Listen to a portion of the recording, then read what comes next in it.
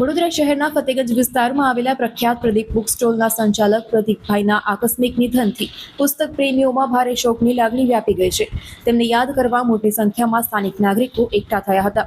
Media channel the fact flash સાથેની વાતચીતમાં radio સિટીના આરજે જયે જણાવ્યું કે એક બરોડિયન તરીકે આ આપણા માટે બહુ મોટું નુકસાન છે.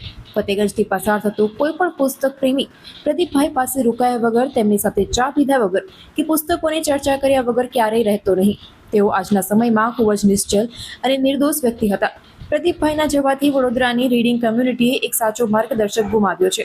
અત્રે એકઠા થયેલા તમામ પુસ્તક પ્રેમીઓએ મીણબત્તીઓ પ્રગટાવી ભારે હૈયે તેમને ભાવપૂર્ણ શ્રદ્ધાંજલિ આપી હતી.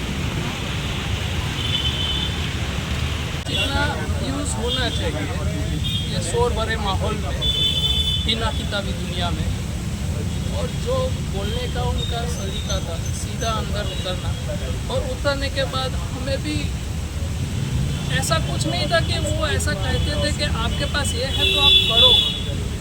जो दुनिया का दस्तूर है, जो हमें सिखाते थे, समझाने का सलीका कुछ और था, उनका कुछ ऐसा था. ऐसे में मस्त रह के हमको समझ में आता था कि जब ये